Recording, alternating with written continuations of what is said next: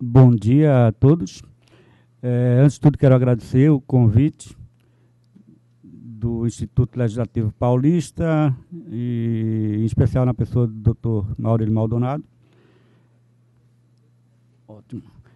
E dizer que, para a gente que faz agora o Arquivo Público do Estado de Pernambuco, a gente tem um prazer muito grande de poder não somente mostrar um pouco do nosso acervo, mas compartilhar e abrir espaço para que parcerias aconteçam, para que esse acervo, tantos nossos outros acervos, eles possam realmente ser compartilhados, porque uma das coisas que a gente colocou como meta da gestão, não só do Arquivo Pernambuco, mas a gente tem trabalhado isso para todos os arquivos públicos do país, é que arquivo não existe sem acesso. Arquivo não é museu de documento, e nem museu, porque museu também dá acesso, de alguma forma. Mas durante muito tempo os arquivos guardaram seus acervos, simplesmente dizendo que tinham esses acervos. E agora a gente está com esse cuidado, essa preocupação e esse desafio de poder mostrar os acervos que a gente tem.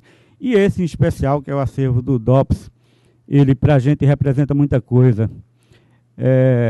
Ele é possivelmente o segundo ou terceiro maior arquivo do país, o acervo do DOPS em Pernambuco. Guarda documentos de toda a região Nordeste. É um acervo gigantesco e que, a princípio, e como a gente não acreditava, a princípio é um acervo que teve que ser totalmente reinventado, reestudado, pesquisado, organizado.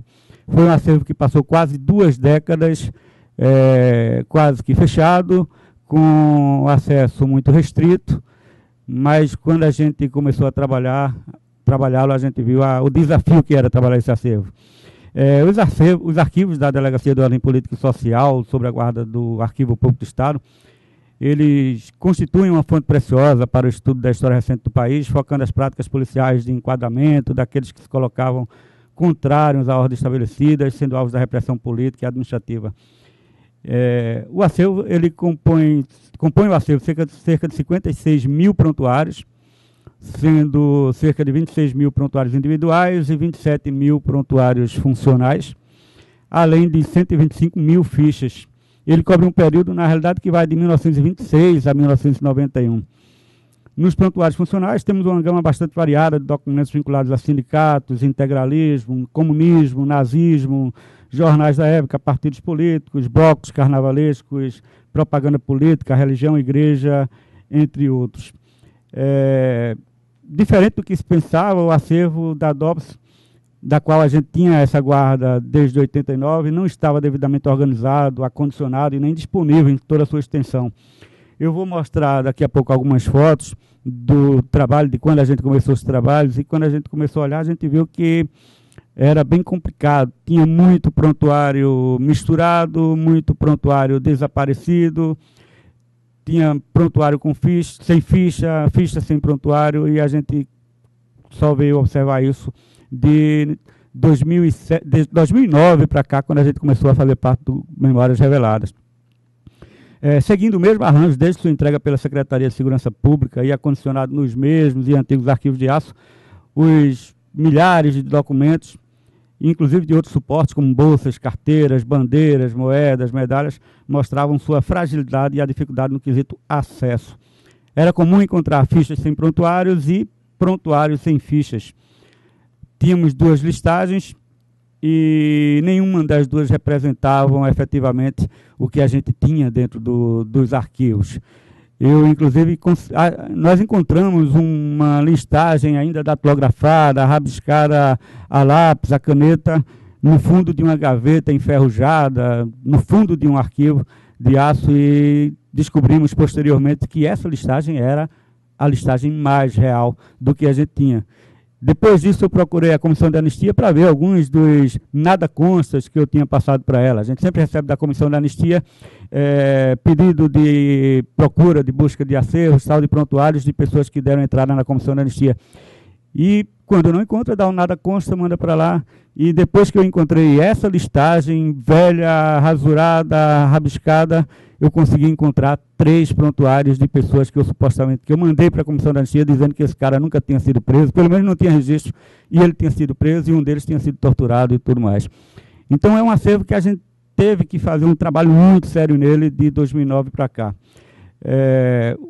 O acervo encontra-se em estado de conservação regular, com um percentual de aproximadamente 20% da documentação em estado bem fragilizado, com um avançado grau de degradação de suporte, comprometendo em alguns casos seriamente a informação. Isso principalmente em decorrência da quantidade de prontuários, por exemplo, em uma mesma pasta, em uma mesma gaveta.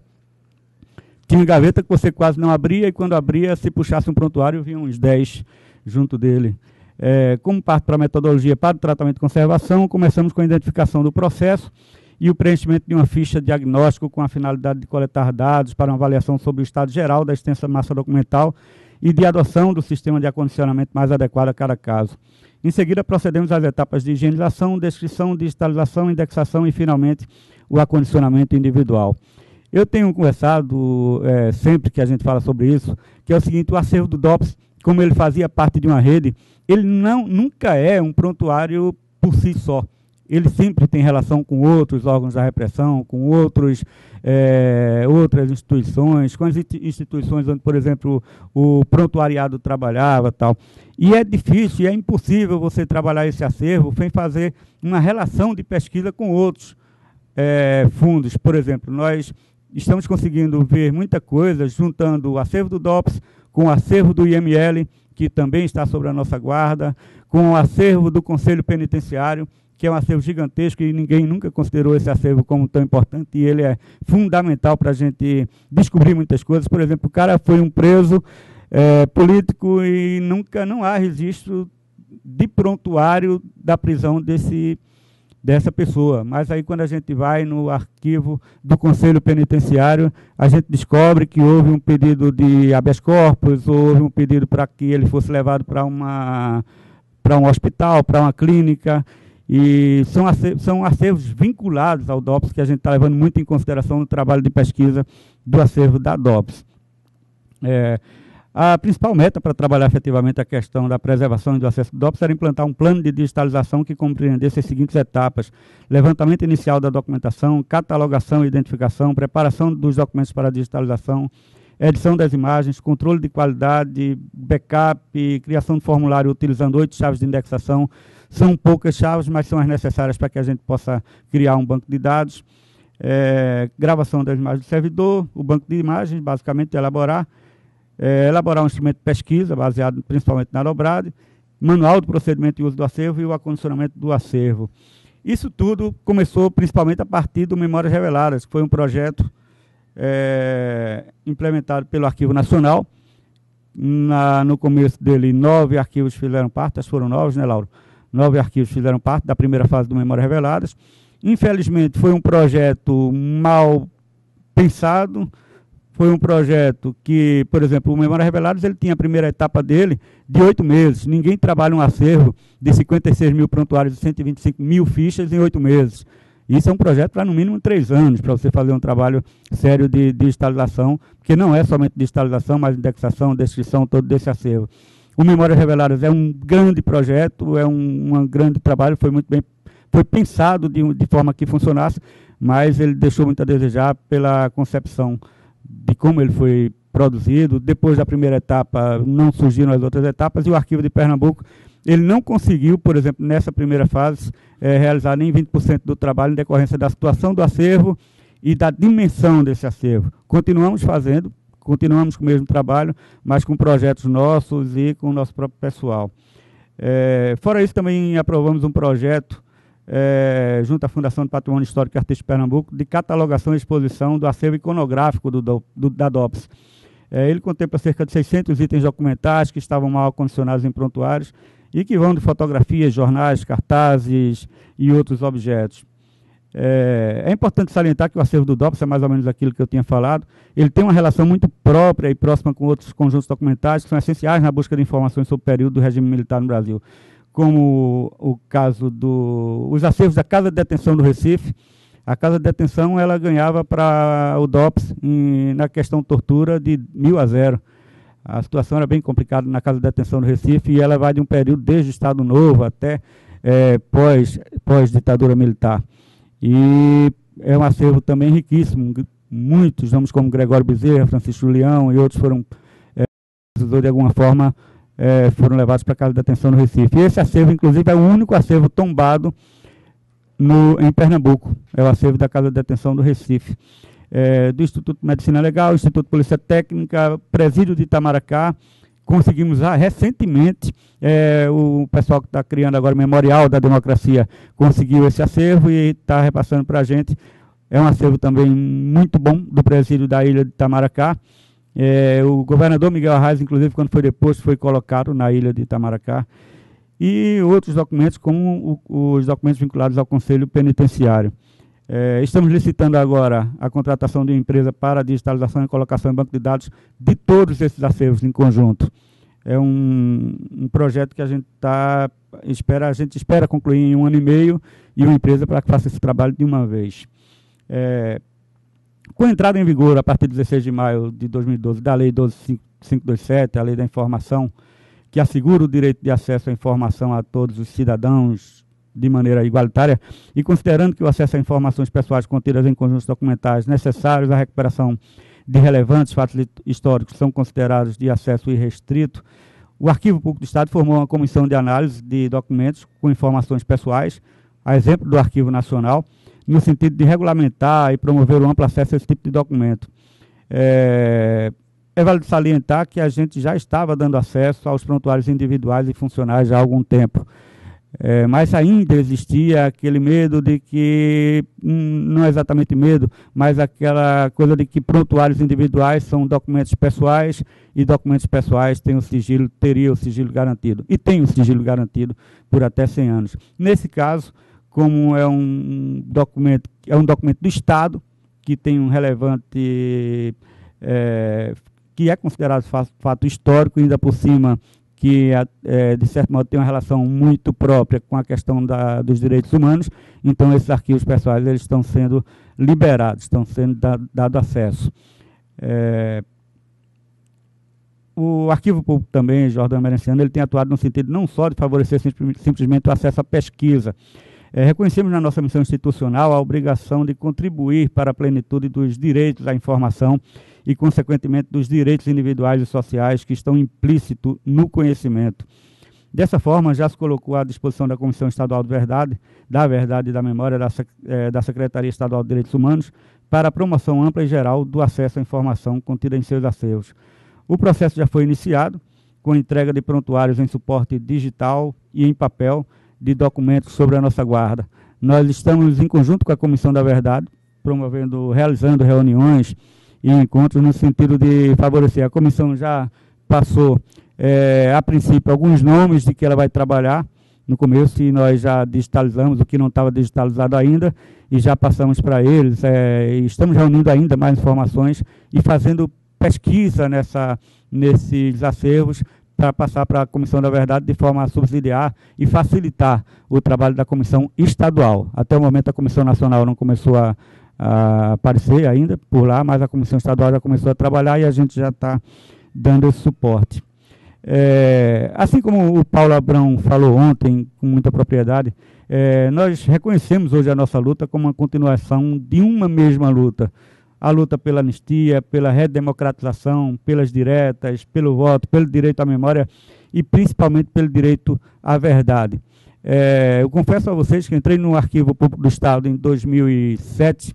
Eu sou jornalista, fui editor de jornal durante quase 20 anos e sempre trabalhei com informação. E eu ficava muito indignado com essa coisa de arquivo mostrar muito suporte, mas mostrar muito pouco informação, o que tinha dentro daqueles suportes. E o DOPS, a questão do acervo do DOPS, era uma dessas coisas enigmáticas que você só passava para alguns jornalistas, alguns prontuariados, os dependentes de prontuariados muitas vezes não tinham acesso pleno a essa documentação, tinha acesso à documentação, que era bem estranho, tinha acesso à documentação do pai, mas não tinha acesso à documentação de outros elementos que faziam parte do mesmo grupo político. que também passaram pelo mesmo problema, passaram pela mesma dificuldade, que faziam parte do mesmo grupo. Isso era bem complicado de você entender isso, porque eu tenho acesso ao prontuário de Francisco Julião, mas não tenho acesso ao de Gregório Bezerra, não tenho acesso ao de Miguel Arraes. Então a gente já começava nessa época a abrir esse leque, porque oficialmente só quem podia ter acesso era o prontuariado ou seu dependente. E isso era uma coisa muito estranha, a gente já vinha começando a fazer isso. A influência do Arquivo de São Paulo, que foi, acho que o primeiro do país, acho que antes do Paraná, junto com o Paraná, em abrir todos os seus acervos, isso foi muito bom para mim e fez com que a gente começasse a abrir esse espaço, influenciado pelo trabalho que vinha sendo pelo Arquivo de São Paulo, e acho que a gente está indo num bom e num caminho útil e necessário. Opa, acho que eu fiz besteira.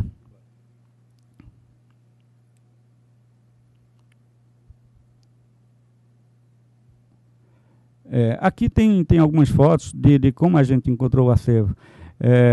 As fichas elas estavam, de certo modo, desorganizadas. E o acervo do DOPS ele é bem complicado porque os prontuários estão guardados por número. Então, se você não tem o controle das fichas, você não vai encontrar o prontuário. Isso acontecia muito. A gente teve que pegar todas as fichas, fazer uma nova arrumação de 125 mil fichas, para a partir daí começar a fazer o inventário dos prontuários. Aqui é um trabalho de higienização e acondicionamento das fichas. Aqui, novos fichários, fazendo a arrumação lógica dessas fichas. Essas fichas são fundamentais para esse trabalho. A digitalização das fichas, nós tivemos problema até com equipamentos de digitalização. E tínhamos que fazer isso, digitalizar logo 4 fichas de vez, separar depois, porque não tinha um equipamento que pudesse fazer isso, principalmente corrida, as fichas de forma corrida e bem mais rápida. A digitalização ainda. As gavetas eram assim, as gavetas de prontuários. E era complicado você trabalhar, você fazer gestão de documento, você dar acesso a um acervo desse tipo, e essa abriu. Tinha gaveta que não abria. E quando abria, pulava, o prontuário pulava. E era difícil colocar no lugar de volta pelo número do prontuário. Eles mexeram muito, o próprio DOPS, a própria Secretaria de Segurança Pública, antes de entregar esse acervo, acho que intencional, isso aconteceu em vários arquivos do país, eles misturaram muito o acervo. Tinha coisa que eles não podiam tirar, mas também ninguém achava, porque eles misturavam por dentro. E se eu tenho só por número, tenho uma ficha mal organizada e tenho um prontuário misturado por número, dificilmente eu vou achar isso daí. Então era comum, então a gente teve muita dificuldade para organizar esses prontuários. Ainda exemplo. Aqui a situação de alguns prontuários, como ficavam muito perto e passaram muitos anos, passaram décadas aí nessa delegacia, e nem sempre sob boas condições de umidade, de temperatura, então tinha muito prontuário que a gente teve que fazer quase a recuperação de parte dele.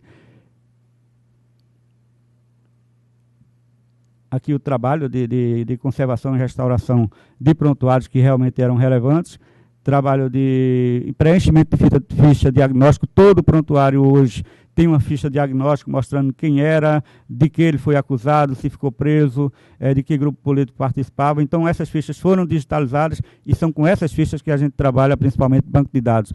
Isso tem facilitado muito porque nessa ficha a gente consegue colocar algumas fontes de pesquisa que ajudam muito nesse trabalho.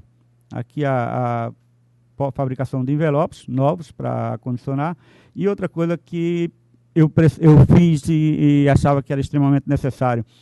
A montagem do grupo foi muito boa, gente, principalmente pessoal de História da Universidade Federal, Universidade Católica, mas todo o grupo todo montado de gente nova, de estudantes de História, e grande parte deles que não tinham conhecimento sobre o regime militar, sobre a ditadura, até sobre a história política do país. É incrível como os nossos jovens de qualquer estado eles não têm conhecimento sobre isso. Então, uma das coisas que a gente fez foi tentar capacitar e formar esse pessoal sobre história política, principalmente sobre a ditadura. Aqui, por exemplo, a gente está levando para Marcelo Mário Melo. Acho que algumas pessoas aqui conhecem Marcelo Mário Melo, jornalista, foi preso, foi torturado.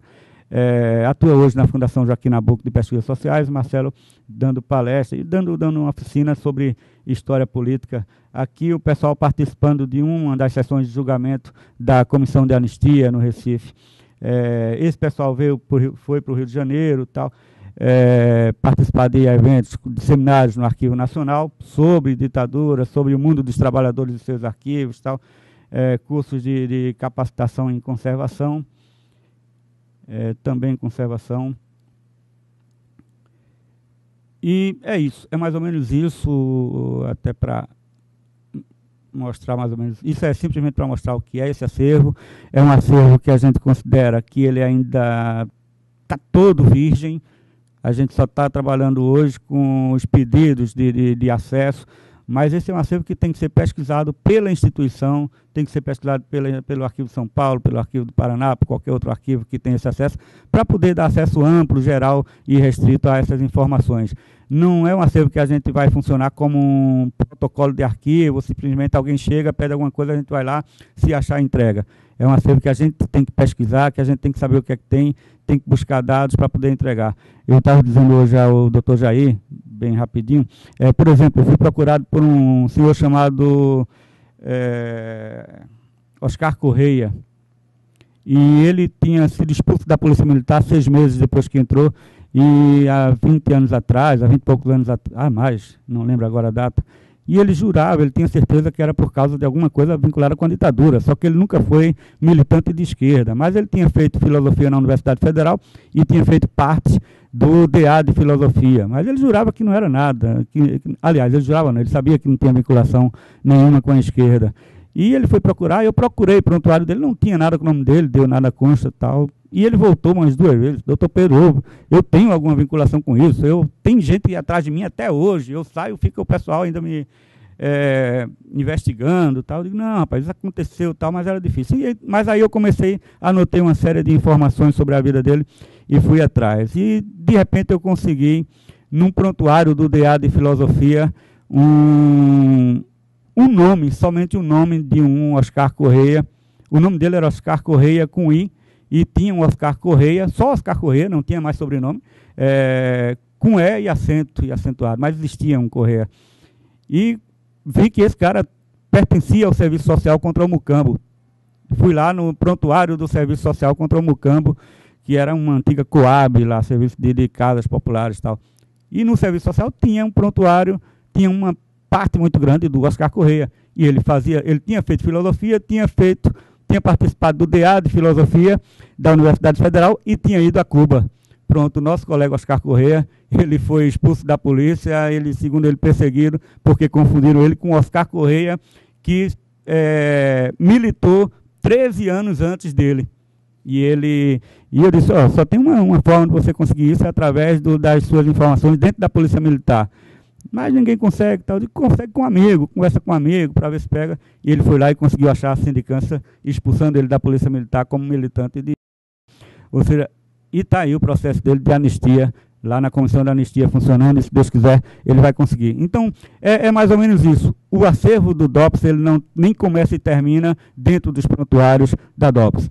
Ele faz parte de um conjunto do IML, do Conselho Penitenciário, do Presídio de Itamaracá e tal, e ele tem que ser pesquisado dentro da própria instituição, porque senão ele fica difícil a gente dar o acesso pleno. E junto com a Comissão da Verdade, acho que a gente vai conseguir chegar muito longe nisso daí. A princípio é isso, agradecemos e estamos aí para qualquer informação.